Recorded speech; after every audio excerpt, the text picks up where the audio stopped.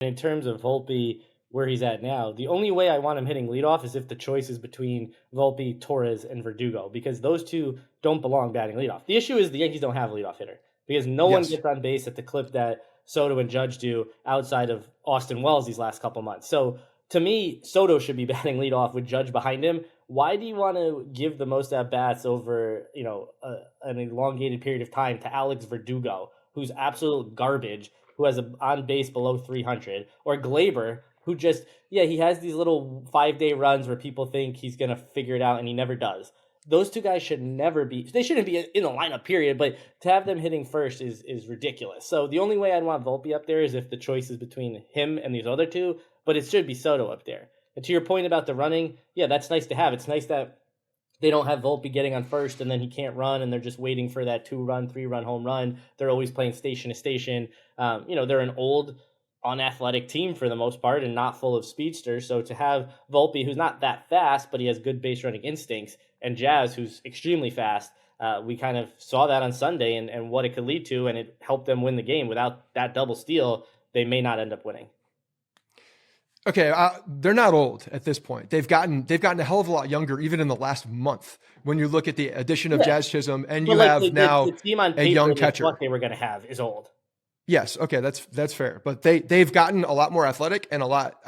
They have gotten younger in the last month with some of the additions and some of the guys. And I'm going to go to the next positive. We actually have 4 in here, so I'm going to work them in some capacity to the 3.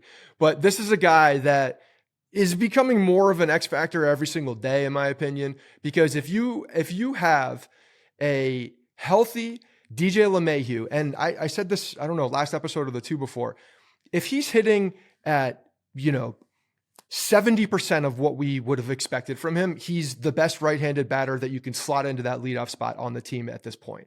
He's a guy that can control the strike zone.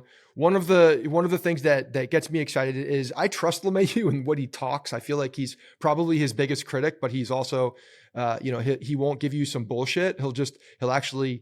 He gives company lines, but one of the things that he says is that he deemed himself and talked about it, that he's feeling much better at the plate. And I believe him, because what I'm seeing is over the last 2 games, 3 games, and I know he had that when he hit that home run, if you go back to there, like, you're seeing better at bats.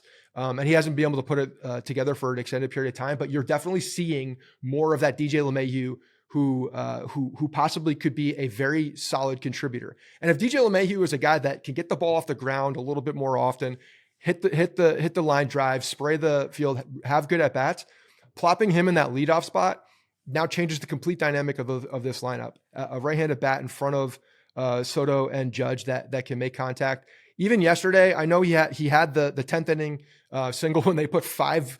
The Blue Jays had 5 infielders, and he still snuck a hard ground ball up through the middle. That was at 101.4 exit velo. The 8th inning line out, 101.5, 6th inning, 95.5. So he's making good contact.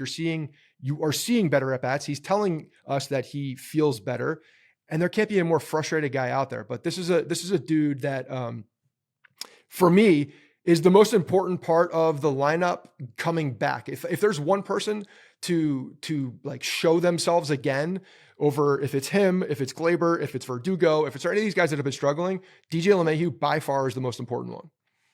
Yeah, I agree. I mean, what we've seen out of DJ the last few days is the DJ of old, driving the ball the other way, driving the ball up the middle, hitting the ball in the air, crazy expected batting averages, crazy exit velocity. That's who you think he's going to be. Now, he obviously missed a huge portion of the season with a foot fracture. Maybe it's finally feeling better, feeling right. Maybe this is a small sample size anomaly and he's just going to go back to hitting the ball on the ground every time. I'm not sure. But like you said, he is the most important piece because he's owed almost $40 million. He's not going anywhere. They're not going to release him. They're going to keep giving him opportunities. Those opportunities should be more often than they have been. After a career high day against Philly, a day off, and then he only plays one of the next 3 games is just ridiculous. That's crazy. Yeah. So him becoming DJ LeMahieu of old again allows them to sit Glaber. It allows them to have, better stability within the infield, not having to worry about catering to Glaber and how he feels and how he's doing mentally and physically and at the plate. DJ becoming his old self is so key to this team just taking that next step and becoming a much deeper lineup than they already are at this point. I've always been a DJ guy. I was all for the extension. I was all for giving him 90 million, 6 years, whatever. He earned that. It's sad to see what he's become over the last few months, but I'm as happy as anyone to see that maybe, just maybe, he's not completely washed and done yet. Yeah, and last year, if you look at the second half of the season, he started to turn it on, and we're like, okay, well, he's not the batting champion DJ LeMahieu that he has been in the past, but he doesn't need to be that guy. He doesn't. He needs to be, making solid contact, working the count, and that's like just a guy that can go up there and work a count. Like a professional hitter in that one spot is so very important